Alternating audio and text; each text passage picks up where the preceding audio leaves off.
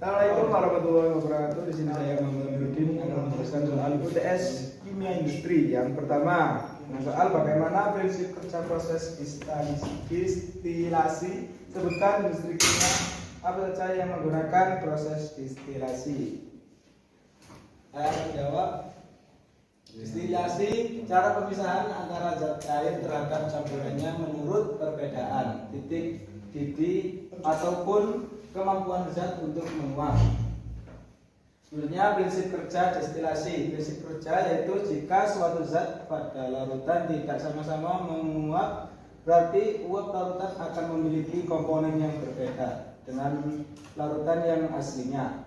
Apabila salah satu dari zat menguap, berarti pemisahnya akan terjadi secara sempurna. Namun apabila kedua zat tersebut menguap, maka proses pemisahannya hanya terjadi secara sebagian. Namun destilat atau produk akan mempunyai kaya dari komponen dibandingkan larutan yang aslinya. Contoh industri kimia yang menggunakan prinsip destilasi. Yang pertama, Pertamina, pengolahan minyak bumi menjadi bensin, solar, diesel, dan lain-lain.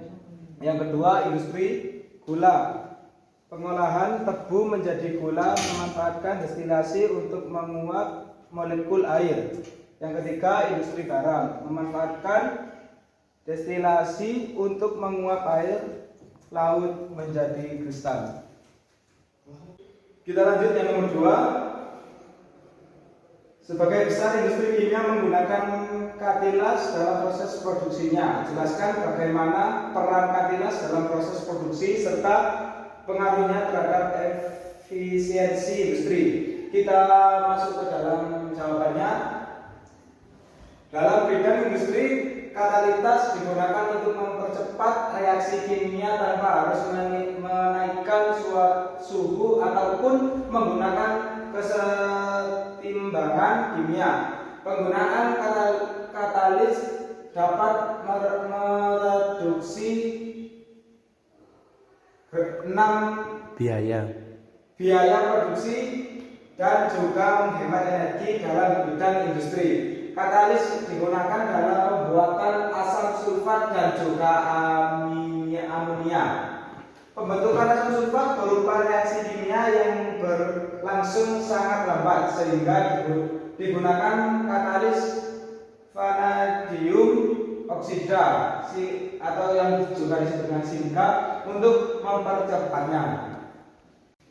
Kita lanjut yang soal nomor 3. Jelaskan prinsip dasar adsorpsi pada industri kimia serta sebutkan proses industri kimia yang melibatkan proses adsorpsi.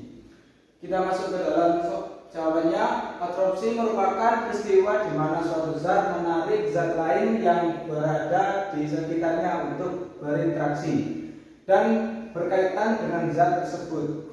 Proses adsorpsi ini dapat terjadi antara zat yang berbeda dalam suatu fase seperti padat dengan padat atau zat yang berbeda fase, misalnya padat dengan cair.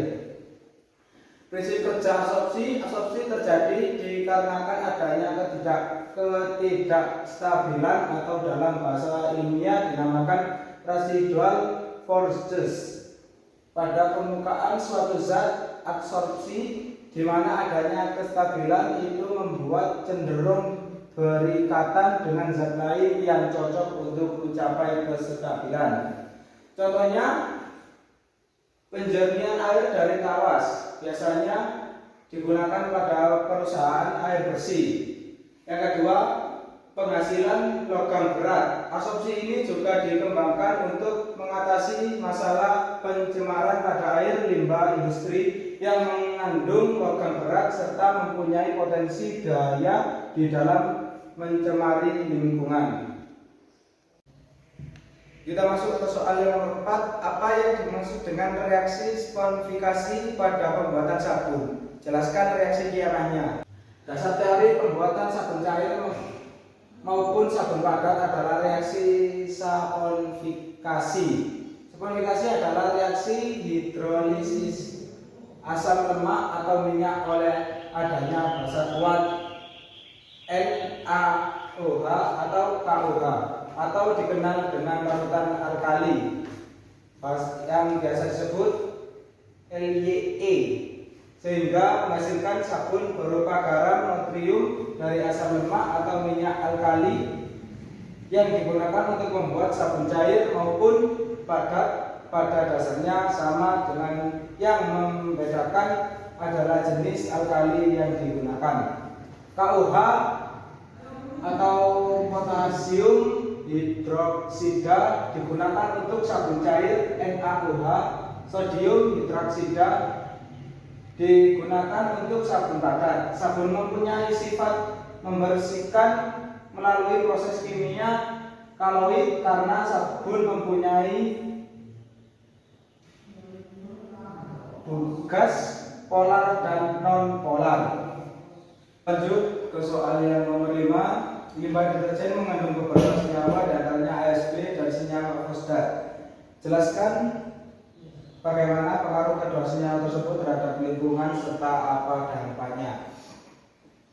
Kita masuk ke dalam pembahasan pengaruh dari kedua senyawa ASP dan fosfat sebagai penghasil busa abrasif, sebagai bahan penggosok atau bahan pengurai senyawa organik, oksidan sebagai pemutih dan pengaruh senyawa organik, enzim untuk mengaruh protein, lemak atau karbohidrat untuk membentuk bahan pengencer cair, bahan anti karat dan lain. Dampaknya sulit diuraikan mikroorganisme sehingga sisa limbah deterjen yang dihasilkan setiap hari oleh rumah tangga akan menjadi limbah berbahaya yang mengancam stabilitas lingkungan hidup dengan bermuara pada sebuah tempat seperti selokan ataupun kolam. Demikian penjelasan dari saya. Pemilihannya saya mohon maaf. Wallahul muwaffiq ila aqwamit thoriq. Wassalamualaikum warahmatullahi wabarakatuh.